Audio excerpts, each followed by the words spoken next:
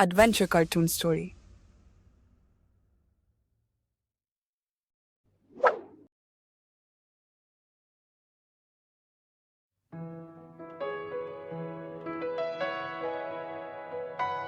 सारंगपुर नाम का एक गांव था।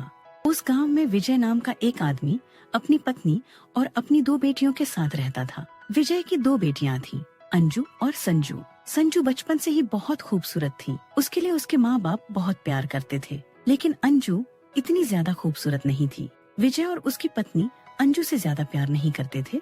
वो अंजू की कोई भी इच्छा पूरी नहीं करते थे, बल्कि वे उसे बस इस्तेमाल करते थे और नफरत की निगाह से देखते थे।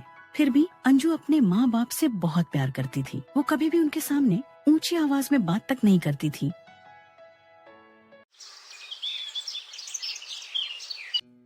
मेरी बात सुन अंजू, आज हम सब बाहर घूमने जा रहे हैं, समझी? अरे तू क्यों इतनी फूल के कुप्पा हो रही है? तुझे कौन लेके जा रहा है बाहर? जा आईने में अपनी शक्ल देख ले, फिर खुद ही समझ में आ जाएगा कि तेरा बाहर जाना क्या मतलब रखता है। मैं तेरे पापा और संजू जा रहे हैं। तू घर पर ही रहेगी जहाँ तेरी औकात है, और हाँ, बाजार जाएगी, सब्जी लाएगी और हमारे आने तक खाना बना के रखेगी। हमारे जाते ही बिस्तर पे न पसर जाना, आलसी कहीं की। तेरा बाहर निकलना मतलब मोहल्ले में मजाक बनवाना। हमें अपनी इज्जत प्यारी है अंजू, और तुझे देखकर तो शर्म भी शर्मा जाए। माँ, मैं आपकी ही बेटी हूँ, लेकिन आप मुझसे सौतेली माँ जैसा व्यवहार क्यों करती हो? आखिर मैं काली हूँ, इसमें मेरा क्या कसूर है जो आप लोग मेरे साथ ऐसा बर्ताव करते हो? आप लोग कभी भी मुझे अपने साथ बाहर नहीं लेके जाते। मुझे बहुत बुरा लगता है जब मेरी सगी माँ ही मुझे ताना मारती है। हाँ तो तू ऐसा ही समझ ले, मैं तेरी सौतेली माँ हूँ। मेरी सिर्फ एक ही बेटी है, संजू, और तेरी जैसी काली कलूटी को बेटी कहना तो इंसानियत का भी अपमान है। जब तू पैदा हुई थी ना, तो दिल किया था तुझे कचरे में डाल दूं, लेकिन तेरी दादी की जिद ने मुझे तेरा बोझ उठाने पर मजबूर कर दिया। बाहर दुनिया को तो बस यही दिखता है कि मेरी एक प्यारी सी बेटी है, और जब कोई तेरे बारे में पूछता है तो मैं कहती हूँ ये तो नौकरानी है, बस वो झाड़ू पोंछा करती है घर में। तेरी शक्ल देख के ही दिन खराब हो जाता है। बेटी, तुझसे तो परछाई भी दूर ही रहे तो अच्छा है, लेकिन क्या करे, मजबूरी का नाम महात्मा गांधी। तेरे दादा सारी जमीन जायदाद तेरे नाम कर गए हैं, और वो हमें तभी मिलेगी जब तू ब्याह दी जाएगी।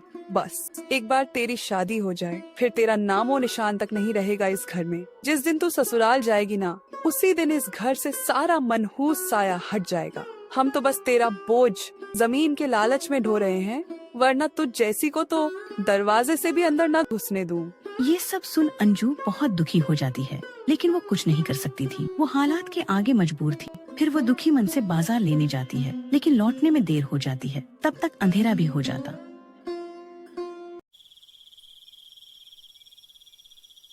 हे विजय और उसकी पत्नी तब तक घर आ चुकी होती है, लेकिन खाना बना हुआ नहीं था, और अंजू की माँ गुस्से से आग बबूला हो जाती है और अंजू से कहती है, अरे ओ निकम्मी, कहाँ मर गई थी तू? बाजार भेजा था या बारात में गई थी घूमने? तेरे जैसे सुस्त नौकर को तो लोग आधे रास्ते में ही लौटा दें। देखो विजय जी, अभी तक खाना भी नहीं बना है और रानी बीगम सब्जी लेके ऐसे लौट रही है जैसे ताजमहल खरीद के आई हो।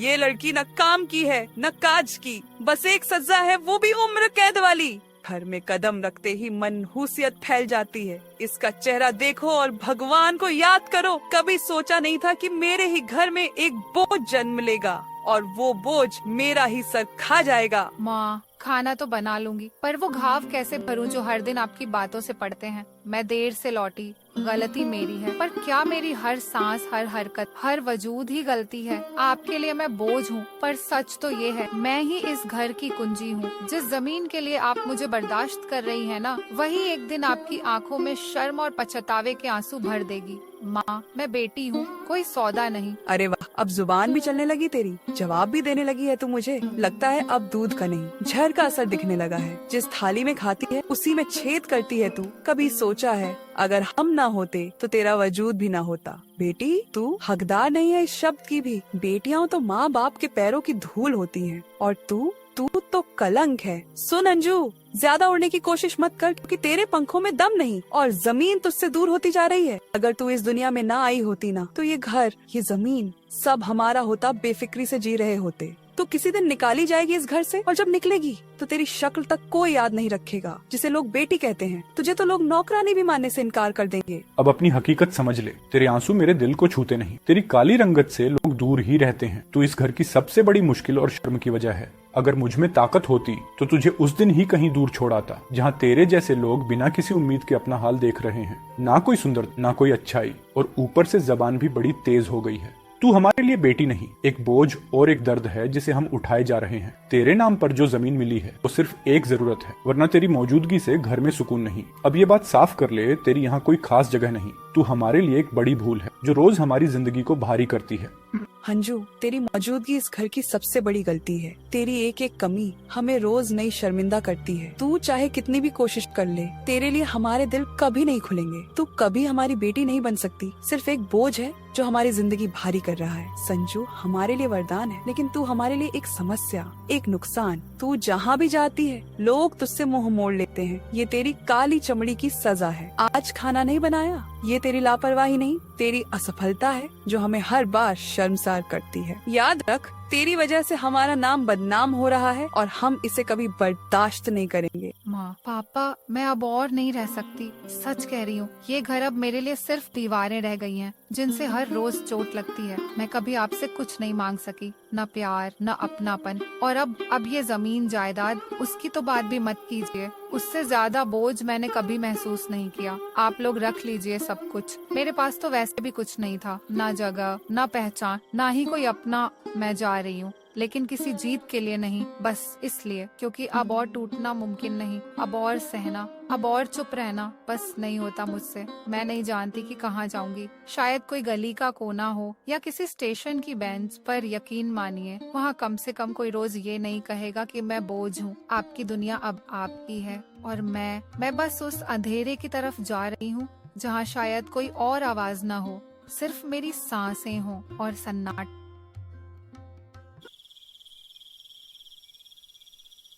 आज पहली बार घर से दूर हूँ, लेकिन ऐसा लग रहा है जैसे पहली बार सांस ली है। जिनके लिए सब सहा, उन्हीं के लिए सबसे बड़ी शर्म बन गई। माँ की नजरों में गलती, पापा की निगाहों में बोझ, और मेरी अपनी कोई पहचान ही नहीं बची। जमीन रख लो, घर रख लो, रिश्ते भी रख लो, मुझे कुछ नहीं चाहिए। बस एक जगह जहाँ कोई ताना न दे, कोई नफरत भरी नजरों से न देखे। कभी यही तारे देखकर सपने सजाए थे, आज उन्हीं के नीचे बैठकर सब खामोश कर रही हूँ। काश किसी ने एक बार भी कहा होता, तू गलत नहीं है अंजू, तू भी किसी की अपनी है।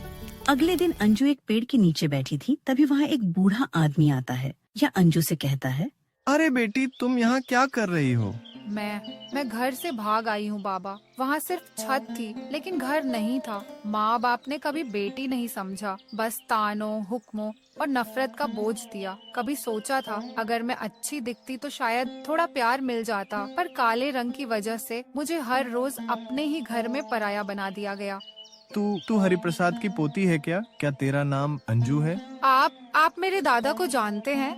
जानता नहीं बेटिया, तेरे दादा हरिप्रसाद तो मेरे बचपन के साथी थे। नेक दिल, इज्जतदार और बहुत ही दयालु इंसान।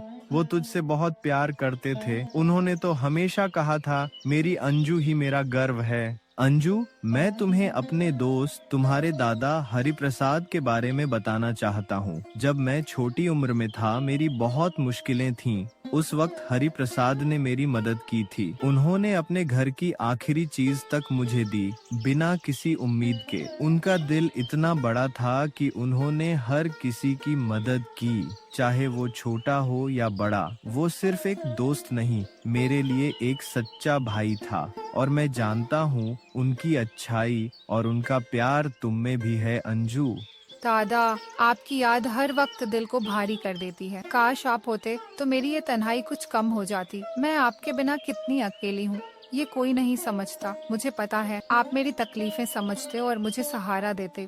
अंजू, मैं तुम्हारे दर्द को समझता हूँ। तुम्हारे दादा की याद तुम्हारे दिल में हमेशा जिंदा रहेगी। पर याद रखो, तुम्हारे दादा ने तुम्हें अकेला कभी नहीं छोड़ा। उन्होंने मुझे तुम्हारा ख्याल रखने को कहा था। अब तुम अकेली नहीं हो, मैं यहाँ हूँ तुम्हारे साथ, तुम्हारे हर कदम पर। आप सच में मेरे साथ हैं? मेरे लिए मुझे लगा था कि मैं पूरी दुनिया में अकेली हूँ, पर आप मेरे साथ हो, ये सोचकर दिल थोड़ा हल्का हुआ है। अंजू, हरिप्रसाद केवल तुम्हारे दादा ही नहीं थे, वह एक ऐसे इंसान थे जिनकी सोच और दिल बहुत बड़ा था। जब भी कोई मुश्किल में होता वे उसकी मदद करने से पीछे नहीं हटते थे। उन्होंने मुझे भी तब सहारा दिया जब मेरी सबसे जरूरत थी।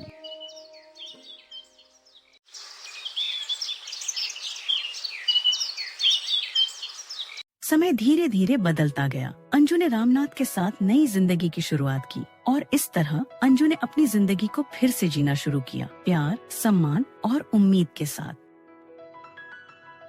जिंदगी में सच्ची ताकत अपनी आत्मा की होती है, जो मुश्किलों के बावजूद उम्मीद नहीं छोड़ती। अंजू का संघर्ष हमें सिखाता है कि बुरे हालात और नफरत के बावजूद भी हिम्मत और धैर्य से हर अंधेरा छंट सकता है। वहीं हरिप्रसाद की दयालुता यह दिखाती है कि एक नेक दिल इंसान की मदद किसी की जिंदगी में नया उजाला ला सकती है। प्यार और सहारा ही असली परिवार बनाते हैं, न कि खून के रिश्ते। अगर आपको हमारी ये कहानी पसंद आई हो तो इस वीडियो को लाइक करें, शेयर करें और हमारे चैनल को सब्सक्राइब जरूर करें। शुक्रिया।